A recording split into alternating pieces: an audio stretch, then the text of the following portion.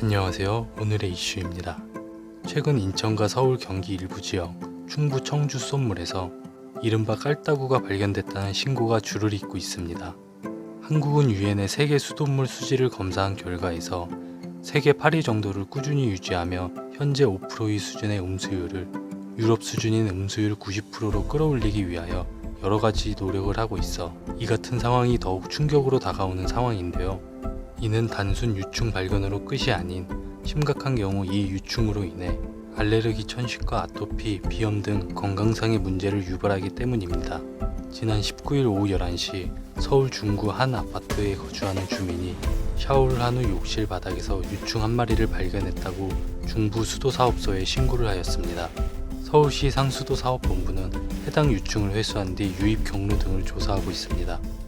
상수도사업본부는 회수된 유충이 인천, 경기 등에서 발견된 깔따구 유충과 같은 종인지 여부를 확인할 계획으로 깔따구 유충은 약 1cm 크기로 붉은색을 띠고 있어 자세히 들여다보면 육안으로 확인할 수 있으며 유충은 정수장 활성탄 여과지에서 날벌레가 알을 낳으면서 발생한 것으로 알려져 있습니다.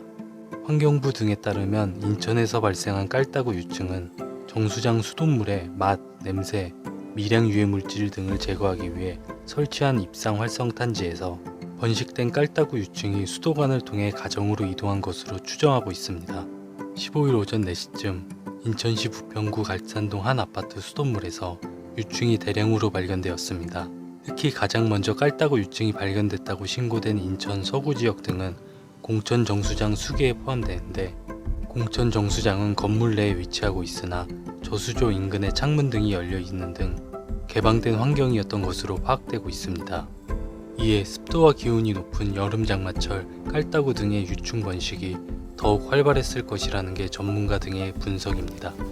환경부는 일반적으로 장마, 여름철 등이 유충 번식이 활발하게 일어나도록 하는데 영향을 미친다며 수질 관리 차원에서도 보면 여름철에 웅덩이나 고인물 이런 곳에 날벌레 등이 번식을 쉽게 하는데 계절적 요인의 영향을 많이 받아 더 번식이 쉽게 됐을 것이라고 보고 있다고 분석하였습니다.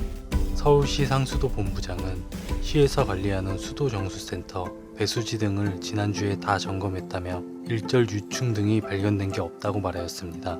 본부장은 다만 유충이 나왔다고 신고가 된 상황이고 샤워를 한 뒤 발견된 만큼 유충이 샤워기를 통해 나온 것인지 아니면 배수구 등을 통해 유입된 것인지 그걸 확인할 것이라고 하였습니다.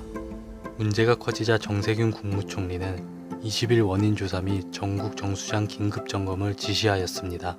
정세균 총리는 조명래 장관에게 환경부 주관으로 인천시 등 관계 지자체 기관과 협력해 신속히 원인 조사를 시행하고 진행 상황을 국민에게 투명하게 알려 불안감이 증폭되지 않도록 우선 조치하라고 주문하였습니다.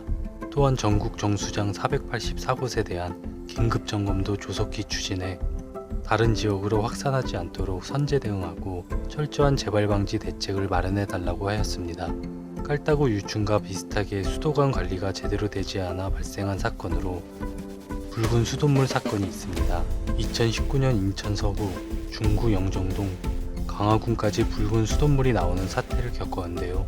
풍납 치수장에서 전기 공사를 하면서 10시간 남짓 단수를 해야 하는데 이를 피하려고 팔당 치수장 물을 공급하였고 그 과정에서 쓰지 않던 관 두 곳을 열었는데 물길의 방향이 그 관이 주로 흐르던 물길의 방향이 아닌 반대 방향으로 흘러 수압이 높아져 그 과정에서 관에 녹아 있던 녹이 떨어져 나왔다고 설명하였습니다.